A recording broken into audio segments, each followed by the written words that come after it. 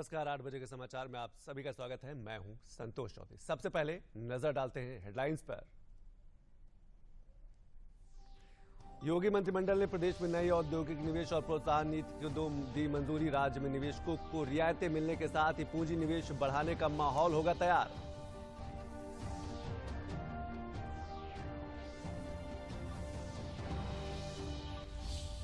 प्रधानमंत्री नरेंद्र मोदी ने केंद्रीय सतर्कता आयोग के शिकायत प्रबंधन पोर्टल की शुरुआत की। कहा, जांच एजेंसियां भ्रष्टाचारियों के खिलाफ खुलकर करे कार्रवाई।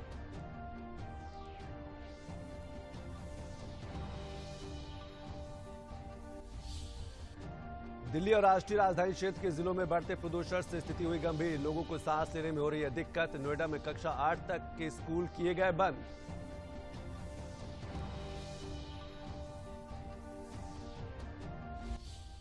प्रदेश में भक्ति भाव के साथ आज मनाया जा रहा है देवोत्थान एकादशी का पर्व। मथुरा में 3 दिवसीय परिक्रमा में भाग ले रहे हैं श्रद्धालु।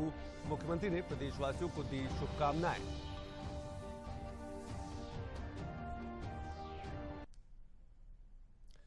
तो चलिए खबरों पर विस्तार से नजर डाल लेते हैं। मुख्यमंत्री योगी आदित्यनाथ की अध्यक्षता में कल आयोजित हुई उत्तर प्रदेश की मंत्रिपरिषद बैठक में प्रदेश में नई औद्योगिक निवेश और प्रोत्साहन नीति 2022 को मंजूरी दे दी गई है। इससे राज्य में निवेशकों को रियायतें मिलने के साथ ही पूंजी निवेश बढ़ाने का माहौल भी तैयार होगा।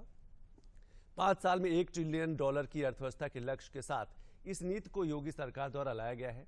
इस नीति के तहत 500 करोड़ रुपए के अधिक से के निवेश प्रस्तावों को जमीन देने की प्रक्रिया आसान की गई है।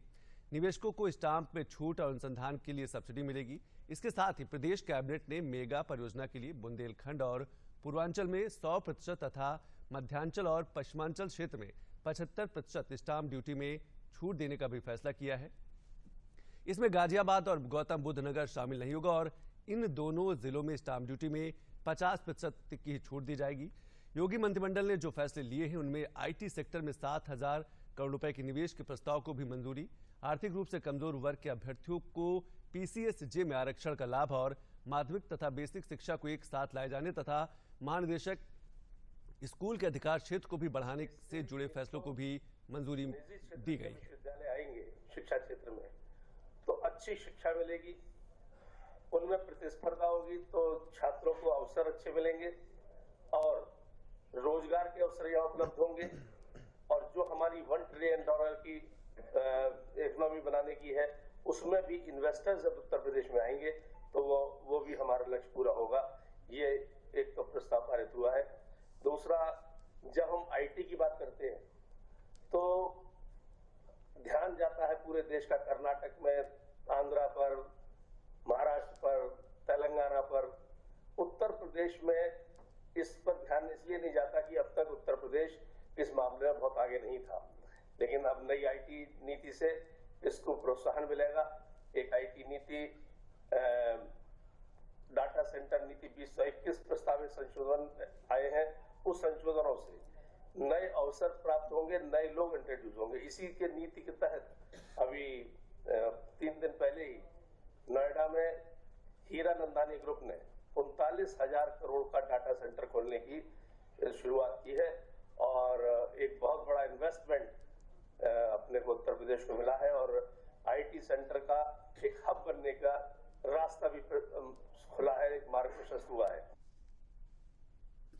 और उत्तर प्रदेश की मंत्रिपरिषद की बैठक में जनपद सिद्धार्थनगर सरयू नहर परियोजना को सिंचाई परियोजनाओं विभाग की भूमि उपलब्ध कराए जाने, कनहर सिंचाई परियोजना के लिए आवश्यक वन भूमि के बदले गैर वन भूमि हस्तांतरण किए जाने के प्रस्ताव पारित किए गए हैं। इसके साथ ही प्रदेश कैबिनेट ने पुलिस आयुक्त प्रणाली के पुनर्गठन के प्रस्ताव को भी मंजूरी दी है। इसमें जिले के ग्रामीण थानों को भी पुलिस कमिश्नरेट में शामिल करने का फैसला किया गया है। इस फैसले से पुलिस कमिश्नरेट लखनऊ में 6, वाराणसी में 12 और कानपुर नगर में 14 ग्रामीण थाने और भी जोड़ दिए गए हैं। गौतम बुद्ध नगर यानी नोएडा के सभी थाने पहले से ही पुलिस कमिश्नरेट में शामिल हैं। कमिश्नरेट के सभी पुलिस अधिकारियों को कार्यकारी मजिस्ट्रेट की शक्तियां भी देने का फैसला किया गया है।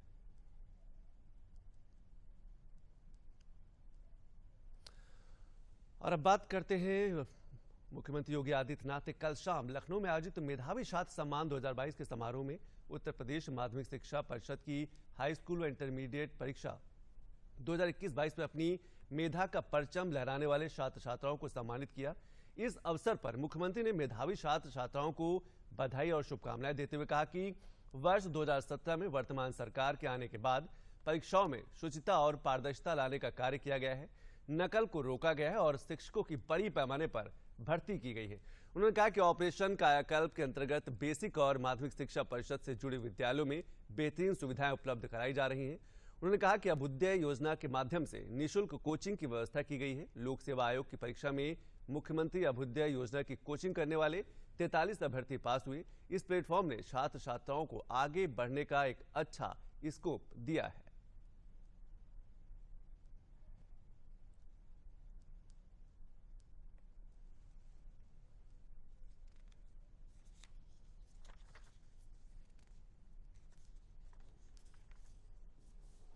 प्रदेश सरकार ने बहुत सारे सुधार इस दौरान किए। शिक्षकों की भर्ती के साथ साथ तकनीक से युक्त हो सके हमारे विद्यालय स्मार्ट क्लासेस का निर्माण का कार्यक्रम चल रहा है। ऑपरेशन कायाकल्प के अंतर्गत बेसिक और माध्यमिक शिक्षा परिषद से जुड़े हुए विद्यालयों में बेहतरीन सुविधाएं उपलब्ध कराई जा रही हैं।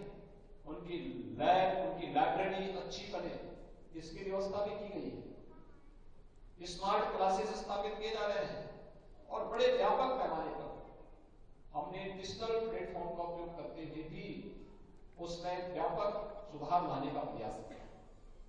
पाठ्यक्रम में भी व्यापक सुधार किया है और ये भी व्यवस्था की गई है कि सीबीएसई के पैटर्न पर ही उत्तर प्रदेश बोर्ड में एनसीईआरटी का पाठ्यक्रम लागू करते हुए प्रदेश के बच्चों को भी भारतीय स्तर की किसी भी परीक्षा में विद्यालय स्तर पर अध्ययन करते समय ही उनकी मानसिक रूप से वे तैयार हो सके कि हमें इस परीक्षा की तैयारी के लिए अपने आप को तैयार करना है। और बाकी जो कुछ बचेगा वह हम लोगों ने अभ्युदय कोचिंग के माध्यम से बच्चों को करने के लिए एक प्लेटफॉर्म दिया है। और प्रधानमंत्री नरेंद्र मोदी ने सतर्कता जागरूकता सप्ताह के अवसर पर कल नई दिल्ली के विज्ञान भवन में आयोजित कार्यक्रम में वो शामिल हुए। कार्यक्रम के दौरान प्रधानमंत्री ने केंद्रीय सतर्कता आयोग सीवीसी के नए शिकायत प्रबंधन प्रणाली पोर्टल का शुभारंभ किया। यह पोर्टल नागरिकों को उनकी शिकायतों की स्थिति की नियमित अपडेट के माध्यम से शुरू से अंत तक की जानकारी मुहैया कराएगा। सतर्कता जागरूकता सप्ताह 31 अक्टूबर से 6 नवंबर तक मनाया जा रहा है। इस बार का विषय है एक विकसित राष्ट्र के लिए भ्रष्टाचार मुक्त भारत।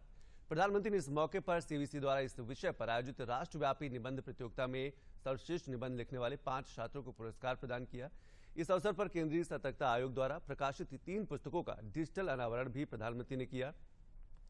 नैतिकता और अच्छे व्यवहार पर सचित्र पुस्तिकाओं की श्रृंखला और विजयवाणी का विशेष अंक भी जारी किया गया। प्रधानमंत्री ने कहा कि विकसित भारत के लिए हम ऐसा प्रशासनिक तंत्र स्थापित करना चाहते हैं जो भ्रष्टाचार के खिलाफ जीरो टॉलरेंस रखता है।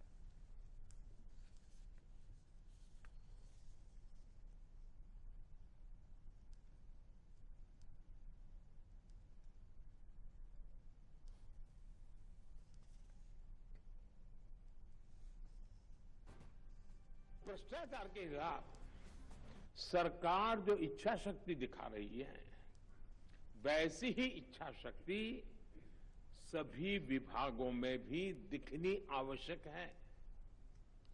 विकसित भारत के लिए हमें एक ऐसा एडमिनिस्ट्रेटिव इकोसिस्टम विकसित करना है जो भ्रष्टाचार पर जीरो टॉलरेंस रखता हो। ये आज सरकार की नीति में, सरकार की इच्छा शक्ति में, सरकार के फैसलों में आप हर डगर पे देखते होंगे, लेकिन यही भाव हमारी प्रशासनिक व्यवस्था के डीएनए में भी मजबूती से बनना चाहिए। और प्रधानमंत्री ने इस मौके पर केंद्रीय सतर्कता आयोग जैसे सभी संगठनों से भ्रष्टाचारियों के खिलाफ कार्रवाई के दौरान रक्षात्मक नहीं होने की अपील की है। आपको डिफेंसिव होने की कोई जरूरत नहीं है। अगर देश की भलाई के लिए काम करते हैं तो अपराध बोध में जीने की जरूरत नहीं है। दोस्तों, हमें पॉलिटिकल एजेंडा पे नहीं चलना है, लेकिन देश के सामान्य मानवी को जो मुसीबतें आ रही है उसे मुक्ति दिलाने का हमारा काम है। ये काम हमको करना है और जिनके वेस्टेड इंटरेस्ट है वो चिल्लाएंगे, वो इंस्टीट्यूशन के गले घोंटने की कोशिश करेंगे। इस इंस्टीट्यूट में बैठे हुए समर्पित लोगों को बदनाम करने का प्रयास किया जाएगा। ये सब होगा, मैं अपने अनुभव से कहता हूं, चल पड़िए ईमानदारी के लिए, चल पड़िए आपको जो ड्यूटी मिली है उसको ईमानदारी से निभाने के लिए। आप देखिए ईश्वर आपके साथ चलेगा, जनता जनार्दन आपके साथ चलेगी। और कार्यक्रम को संबोधित करते हुए प्रधानमंत्री नरेंद्र मोदी ने कहा कि पिछले 8 साल में सरकार ने अभाव और दबाव से बनी व्यवस्था को बदलने के लिए आधुनिक तकनीक, सैचुरेशन और आत्मनिर्भरता को चुना है। वर्षों से अभाव और दबाव से बनी व्यवस्था को बदलने का प्रयास कर रहे हैं, डिमांड और सप्लाई के गैप को भरने की कोशिश कर रहे हैं। इसके लिए हमने कई रास्ते चुने हैं। 3 प्रमुख बातों पर मैं ध्यान आकर्षित करना चाहूंगा। एक, आधुनिक टेक्नोलॉजी का रास्ता। दूसरा, मूल सुविधाओं के सैचुरेशन का लक्ष्य। और तीसरा, आत्मनिर्भरता का रास्ता। और अब बात गुजरात विधानसभा की कर लेते हैं। गुजरात विधानसभा चुनाव की तारीखों का ऐलान हो गया है। 1 दिसंबर और 5 दिसंबर को 2 चरणों में चुनाव कराया जाएगा। पहले चरण में 79 सीटों पर, वहीं दूसरे चरण में 93 सीटों पर चुनाव होगा। विधानसभा चुनाव के नतीजे 8 दिसंबर को आएंगे। निर्वाचन आयोग ने गुजरात चुनाव की तारीखों का ऐलान कर दिया है। गुजरात में पिछली बार की तरह 2 चरणों में चुनाव संपन्न कराए जाएंगे। वोटिंग 1 और 5 दिसंबर को होगी। गुजरात की कुल 182 सदस्यीय विधानसभा के लिए पहले चरण में 1 दिसंबर को 79 सीटों पर मतदान होगा। दूसरे चरण में 5 दिसंबर को राज्य की 93 सीटों पर वोट डाले जाएंगे। हिमाचल प्रदेश के साथ ही गुजरात में मतों की गिनती 8 दिसंबर को की जाएगी। मुख्य चुनाव आयुक्त राजीव कुमार और चुनाव आयुक्त अनूप चंद्र पांडे ने प्रेस कॉन्फ्रेंस कर ये जानकारी दी। The date of issue of notification would be for the first phase 5th of November and for the second phase 10th of November. For making nominations it would be 14th November for phase 1 and 17th November for phase 2. Date of for scrutiny of nominations would be November 15th and 18th respectively. Withdrawal would be November 17th and 21, and date of poll would be 1st and 5th, with the date of counting to coincide with Himachal Pradesh on 8th of December. And the entire process would be completed on 10th of December. So this is what is the schedule. Gujarat में हो रहे इस बार के विधानसभा चुनाव में चुनाव आयोग ने मतदाताओं की सुविधाओं के लिए कई तरह के खास इंतजाम किए हैं। चुनाव आयोग ने कोरोना पीड़ितों के लिए बड़ा ऐलान किया है। आयोग के अनुसार कोरोना से संक्रमित लोगों को घर से मतदान की सुविधा मिलेगी। सी विजिल ऐप पर मतदाताओं की ओर से चुनाव से जुड़ी किसी भी शिकायत का चुनाव आयोग 100 मिनट में जवाब देगा। दिव्यांगों के लिए इस बार 182 विशेष पोलिंग स्टेशन बनाए गए हैं। इन पोलिंग स्टेशंस पर दिव्यांगों को विशेष तरह की सुविधाएं मिलेंगी। इस बार हो रहे राज्य विधानसभा चुनाव में 4.6 लाख लोग पहली बार वोट डालेंगे। विधानसभा चुनाव सुचारू रूप से संपन्न कराने के लिए इस बार 51,782 पोलिंग स्टेशन बनाए गए हैं। इसमें महिलाओं के लिए विशेष 1,274 पोलिंग स्टेशन बनाए गए हैं। गुजरात की मतदाता सूची के अनुसार राज्य में कुल 4,90,79,765 मतदाता पंजीकृत हैं। कुल मतदाताओं में 2,53,36,610 पुरुष और 2,37,51,738 महिला मतदाता पंजीकृत हैं। कुल 11,62,528 नए मतदाता पंजीकृत हुए हैं, जबकि इनमें 1,417 ट्रांसजेंडर वोटर शामिल हैं। मुख्य चुनाव आयुक्त राजीव कुमार ने ईवीएम पर सवाल उठाने वाले राजनीतिक दलों पर टिप्पणी की और कहा कि परिणाम पक्ष में आने के बाद आरोप लगाने वाले खुद कहते हैं कि उन्हें ईवीएम पर संदेह नहीं करना चाहिए था। जो भी पार्टी किसी भी कारण से या जो भी कैंडिडेट किसी भी कारण से तो सवाल उठाते रहे हैं, जब रिजल्ट आए तो उनको मालूम हुआ अरे ये तो सवाल मुझे नहीं उठाना चाहिए था, तो मेरे फेवर में रिजल्ट आ गया। हमारे पास इंस्टेंसेज हैं कि चुनाव शुरू होने से पहले लंबी लंबी चिट्ठियां आती हैं कि ईवीएम मशीन्स खराब है, इनको बदल दीजिए, तो वही ईवीएम मशीन उसी पार्टी को जिता देती है।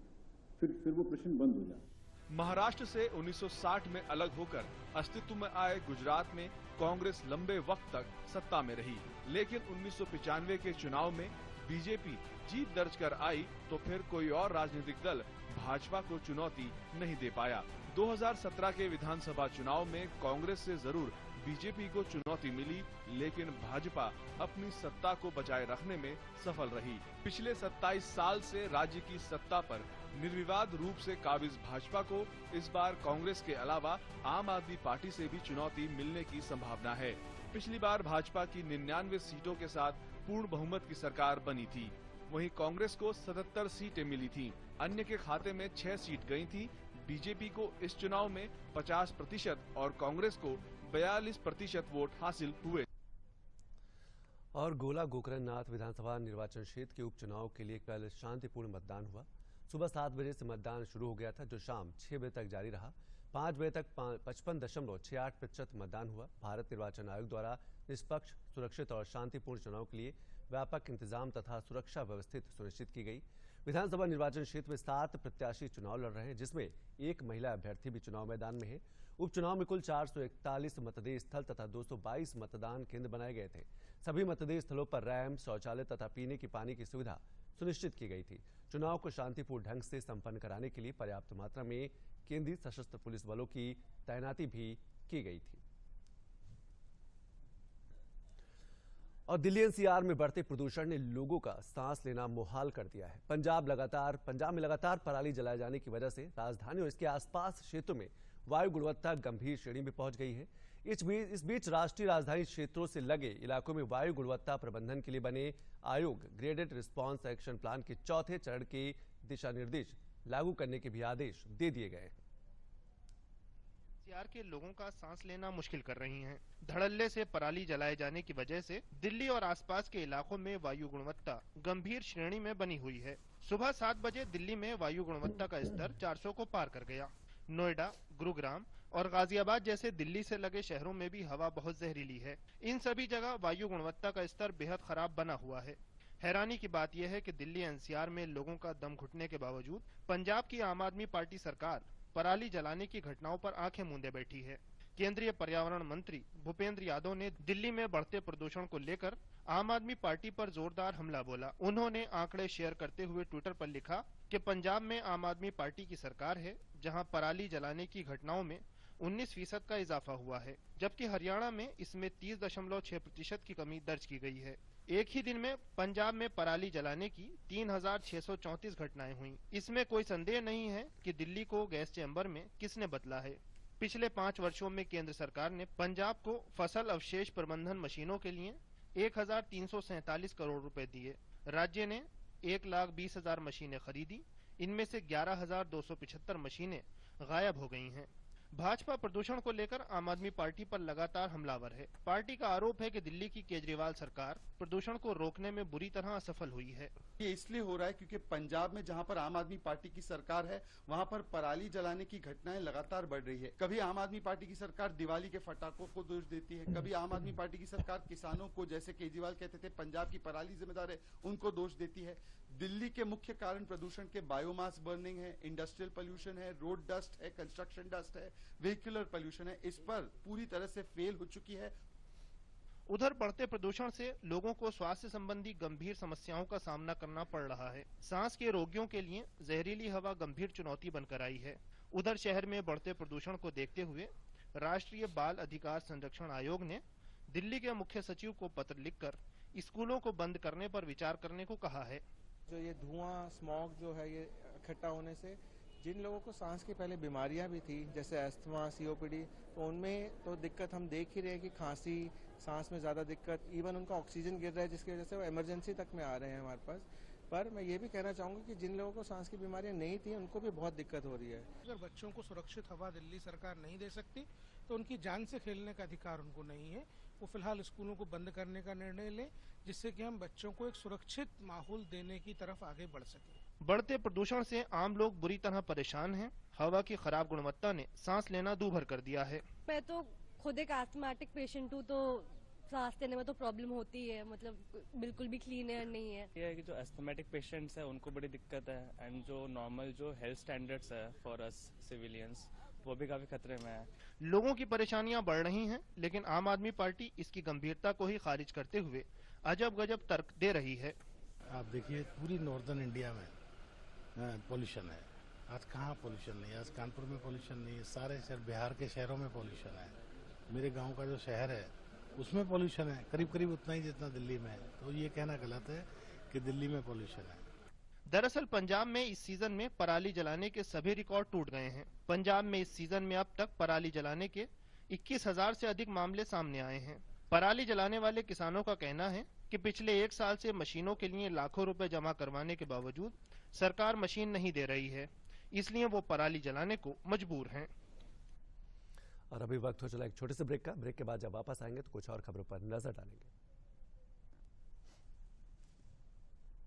जल्दी करो यार प्लीज, जल्दी। दूसरा कोई मैच है क्या? ऐसा ही कुछ है यार, बैंक जाना है दादाजी को लेके। हाँ यार, उम्र होने पर कभी कभी मदद तो लगती है, पर बैंकिंग में नहीं। वैसे भी आरबीआई कहता है सीनियर सिटीजन सबसे पहले। अगर आप 70 साल से ऊपर हैं और आप बैंक नहीं जा सकते तो बैंक आएगा आपके पास जरूरी सेवाएं लेकर, वो भी वाजिब दरों पर। सीनियर सबसे पहले। आरबीआई कहता है जानकार बनिए, सतर्क रहिए। अब ब्रेक के बाद आप सभी का स्वागत है। मुख्यमंत्री योगी आदित्यनाथ ने ट्वीट संदेश के माध्यम से आज देवोत्थान एकादशी और तुलसी विवाह की सभी प्रदेशवासियों को हार्दिक बधाई और शुभकामनाएं दी हैं। उन्होंने कहा कि जगत पालक भगवान विष्णु और माता तुलसी की कृपा से सभी का जीवन सुख, शांति और समृद्धि से परिपूर्ण हो, संपूर्ण सृष्टि में आरोग्यता का वास हो। और मथुरा में अक्षय नवमी से देवोत्थानी एकादशी तक आयोजित होने वाली 3 दिवसीय परिक्रमा पर अक्षय पुण्य प्राप्त करने की कामना को लेकर बड़ी संख्या में श्रद्धालु ब्रजमंडल की पंचकोसी परिक्रमा कर रहे हैं। ये परिक्रमा आज अंतिम पड़ाव पर है। पूरा परिक्रमा मार्ग हरिनाम, संकीर्तन और राधे राधे के स्वरों से गुंजायमान है। श्रद्धालु परिक्रमा के बाद ब्रज के मंदिरों में ठाकुर जी के दर्शन पूजन भी कर रहे हैं। कार्तिक माह की अक्षय नवमी से देवोत्थानी एकादशी तक ब्रजमंडल की पंचकोसी परिक्रमा की परंपरा है। इस दिन भगवान श्री कृष्ण की जन्मस्थली की परिक्रमा का भी बड़ा महत्व है। मान्यता है कि अक्षय नवमी पर वृंदावन, मथुरा और भगवान गरुड़ गोविंद की परिक्रमा करने से भक्त को अक्षय पुण्य की प्राप्ति होती है। श्रद्धालु इस मौके पर यमुना में स्नान भी कर रहे हैं। प्रशासन ने शहर में विभिन्न मार्गों से गुजर रही परिक्रमा के दौरान श्रद्धालुओं के लिए सुरक्षा व्यवस्था के कड़े इंतजाम किए।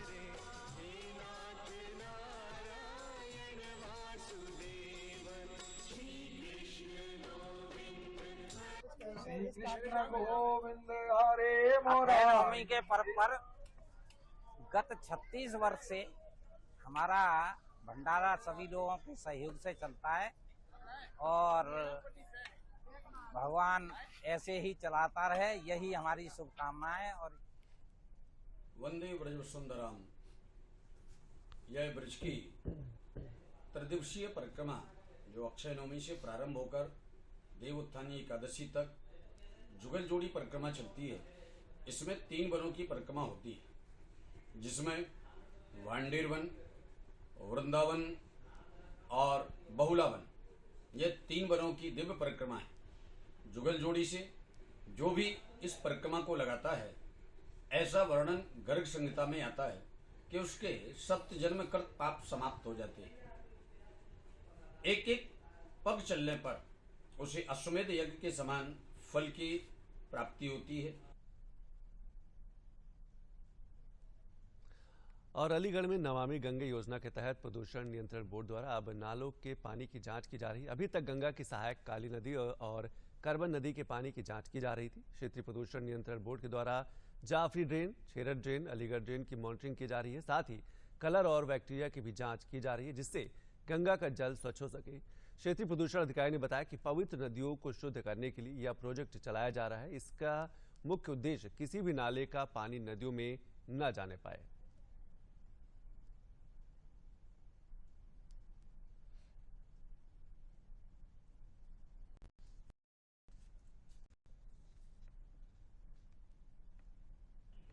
दो नदियां मुख्य हैं जिसमें मॉनिटरिंग की जा रही है रेगुलर, और इन नदियों में जो नाले गिरते हैं उनकी मॉनिटरिंग की जा रही है।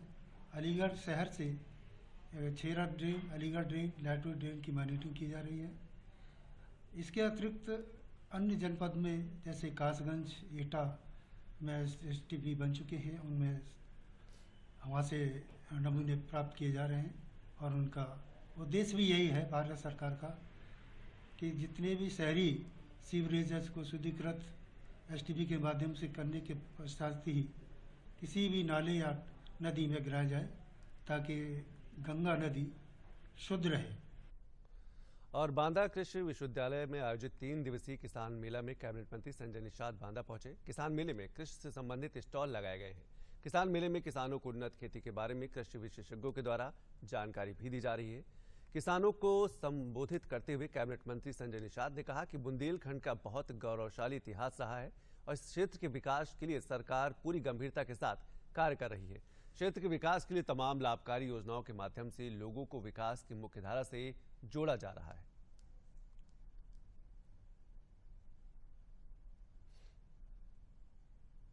अब जनता जान चुकी है, जनता जाग चुकी है कि कांग्रेस ने इस देश के साथ क्या किया, अंग्रेजों के साथ क्या किया, क्या क्या तुष्टीकरण नीति अपनाई, कैसे भेदभाव किया, कैसे लोगों के साथ अन्याय किया, किस तरीके से जातियों को बर्बाद किया। जैसे हम अपनी बात जाति को मान लें कि हम लेदरमैन, वाशरमैन के साथ फिशरमैन भी अनुसूचित जाति की सूची में सूचीबद्ध है, लेकिन उसकी फाइल ही गायब करा दिया।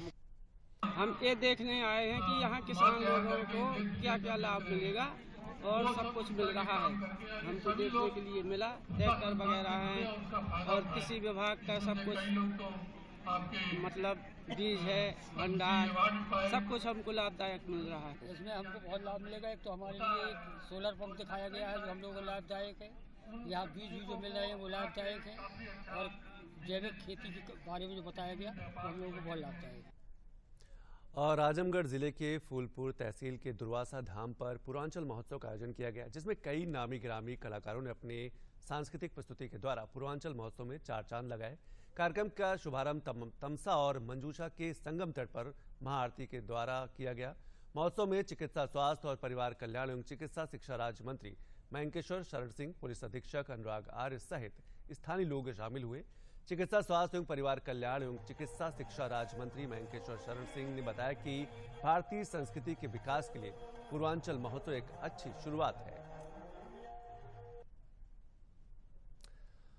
और अब बात कर लेते हैं दूसरी खबरों की, जिसमें सबसे पहले बात करते हैं लखनऊ से जुड़ी एक खबर है। अंत्योदय और सबका साथ सबका विकास को साकार करते हुए उत्तर प्रदेश सरकार काम कर रही है। उप मुख्यमंत्री केशव प्रसाद मौर्य ने कहा कि 826 विकासखंडों में दीनदयाल अंत्योदय योजना चलाई जा रही है। ग्रामीण परिवारों को आत्मनिर्भर बनाने के लिए भी कई योजनाएं संचालित की जा रही हैं। स्वयं सहायता समूह के माध्यम से महिलाओं को आत्मनिर्भर बनाया जा रहा है। वैश्विक मंच पर स्वच्छ एवं सतत ऊर्जा को प्रोत्साहित किया जा रहा है। मातृशक्ति को सम्मान, सुरक्षा और उनकी पहचान के साथ विकास में भागीदार भी बनाया जा रहा है।